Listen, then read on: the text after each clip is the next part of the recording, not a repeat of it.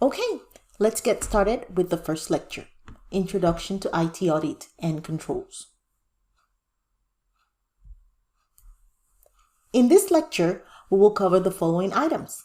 We will define IT audits, define controls, explain the hierarchy of controls, reasons for controls, and elements of controls. We will also review control types and go over several examples to get you comfortable with the concept of controls. So first, what is an IT audit? On the screen, you can see what I call the more formal definition of IT audits. In layman terms though, an IT audit is simply an examination of controls that are embedded in and around the IT system. And these controls are evaluated for effectiveness. That means we're evaluating to determine if it is working the way it's supposed to be. Is it mitigating the risk that it was designed to address, or does it meet minimum compliance requirements? You may be wondering, what is a control? If you do not know what a control is right now, that's okay. Hang on, we'll cover that a little later. One thing I do want to cover here is that when IT audits are performed, they only provide reasonable assurance regarding the completeness and accuracy of data in the IT systems.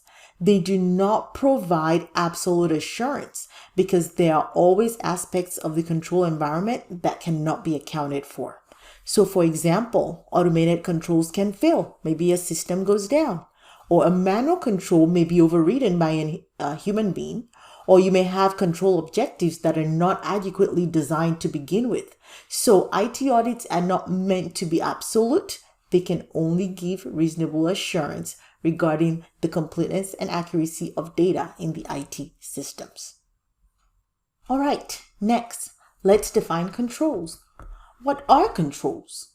Again, on the screen, you can see a more formal definition of controls, but in layman terms, a control is like a checkpoint activity that is implemented to reduce the risk of an unwanted action happening. The goal of a control is to mitigate risks that can hinder the company from achieving its corporate objectives. The risks could be compliance risks, operational risks, reputational risks, or even financial reporting risks. So the control is the activity that is implemented to reduce that risk.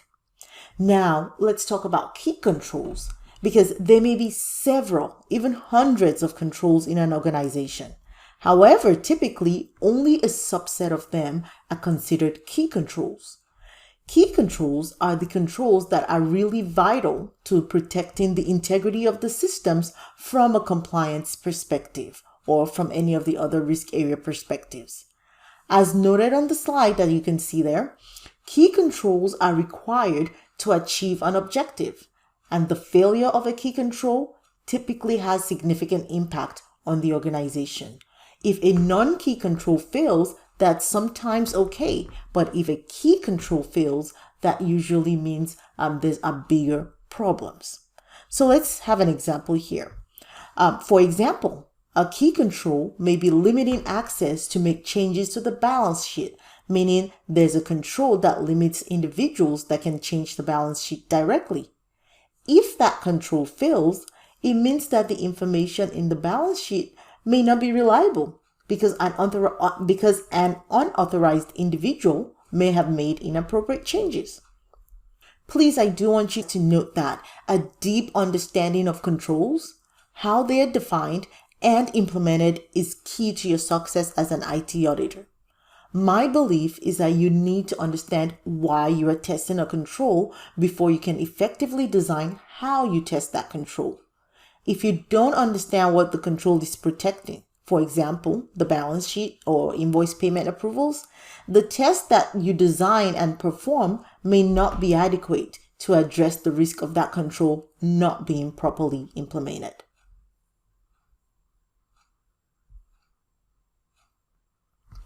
All right, let's discuss the controls hierarchy. This image depicts the hierarchy of controls. A control typically exists to meet a control objective. An example of a control objective could be 1. Controls provide reasonable assurance that access to the accounts payable system is limited to authorized individuals. Or a second one, controls provide reasonable assurance that access to make changes to financial systems is limited to authorized individuals. These are control objectives. In order to meet these control objectives, controls such as user access controls, which limits individuals that can access those areas, or password controls, which determines or mandates that passwords must be used to access those systems, and privilege controls are implemented. Next, a control objective is in place to meet an audit objective. An example of audit objective is there is reasonable assurance that the financial statements can be relied upon and are free of material misstatements. Or for PCI-related audits, an audit objective could be there is reasonable assurance that systems processing payments are adequately secure to protect customer information. So these audit objectives are the higher level, they are the top level what needs to be achieved. In order to achieve the audit objective, you have to come down to the control objective that breaks it down further. And then in order to achieve a control objective, you need to have the actual controls that are going to help you to meet that objective. And as you can see on the slide, the audit objective is usually the purpose of the audit, what the audit expects to achieve. And then the control objective is the objectives of management that are used as a framework for developing and implementing controls in order to meet the overall objective.